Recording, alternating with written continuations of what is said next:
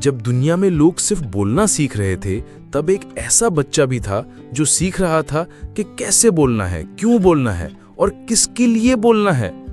وہ بچہ وقت کے ساتھ بڑا ہوا، عالم بنا، خطیب بنا، بیدار فکر کا ترجمان بنا، اور آج اسے دنیا علامہ شہنشاہ حسین نقوی کے نام سے جانتی ہے۔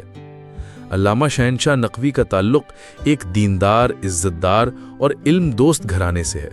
ان کی پرورش ایک ایسے ماحول میں ہوئی جہاں قرآن، اہل بیت کی سیرت اور اخلاقی تربیت روزمرہ زندگی کا حصہ تھے۔ ان کے والد نے دینی اصولوں کے مطابق زندگی گزارنے کی عملی مثال پیش کی، اور یہی رہنمائی شہنشاہ نقوی کی شخصیت کا بنیادی ستون بنی۔ بچپن ہی سے ان میں فہم، سنجیدگی اور مطالعے کی گہری رغبت پائی جاتی تھی۔ وہ دوسرے بچوں کی طرح صرف کھیلنے میں نہیں بلکہ دین کو جاننے اور سمجھنے میں دلچسپی رکھتے تھے۔ یہی وہ ابتدائی مزاج تھا جس نے ان کے مستقبل کی بنیاد رکھی۔ جوانی کے آغاز میں ہی ان کے اندر علم دین کی جستجو بڑھتی چلی گئی۔ ان کی گفتگو میں وقار، ان کے الفاظ میں وزن اور انداز میں اخلاص تھا۔ ان کی پہلی مجالس سننے والوں کے دلوں کو چھو گئیں۔ مگر کامیابی کا سفر سیدھا نہیں تھا۔ راستے میں کئی رکاوٹیں آئیں، کبھی علمی اختلافات، کبھی معاشرتی دباؤ، کبھی فکری چیلنجز، لیکن انہوں نے ہمت نہیں ہاری۔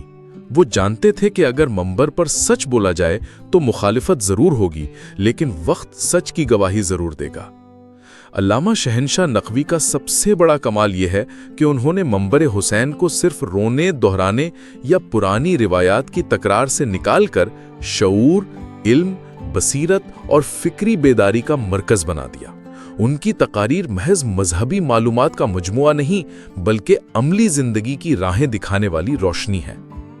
شہنشاہ نقوی کی شخصیت کا خاص پہلو ان کا فکری انداز ہے۔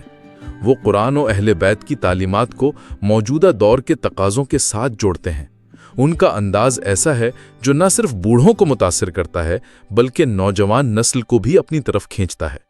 وہ سوالات سے نہیں گھبراتے بلکہ سوال کرنے کی ترغیب دیتے ہیں۔ ان کے مطابق سوال سوچ کو جنم دیتا ہے اور سوچ انقلاب کی بنیاد ہے۔ وہ محض جذباتی باتوں پر انحصار نہیں کرتے بلکہ علمی دلائل، مستند حوالہ جات اور زندگی سے جڑی مثالوں کے ذریعے بات کرتے ہیں۔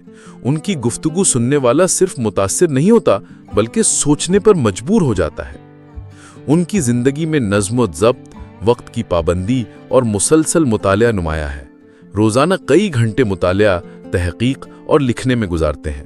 وہ موجودہ دنیا کے حالات سے بھی باخبر رہتے ہیں اور نئی نسل کے ذہنی فریم کو سمجھ کر اس سے ہم آہنگ گفتگو کرتے ہیں۔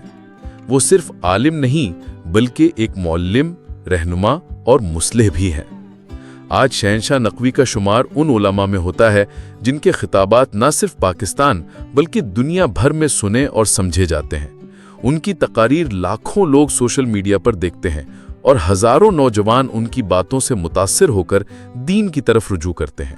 انہوں نے فرقہ واریت، نفرت اور جہالت کے خلاف علم و فہم کے ذریعے جہاد کیا ہے۔ ان کی سب سے بڑی کامیابی یہ ہے کہ انہوں نے دین کو فقط مسجد یا مجلس تک محدود نہیں رکھا بلکہ ہر فرد کی عملی زندگی میں شامل کیا۔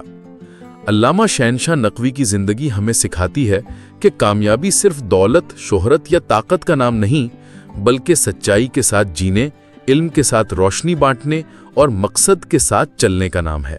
اگر آپ کے ارادے خالص ہوں، نیت نیک ہو اور آپ مسلسل سیکھنے اور سکھانے میں لگے رہیں تو ایک دن آپ کی بات ہزاروں لاکھوں دلوں کو چھو سکتی ہے۔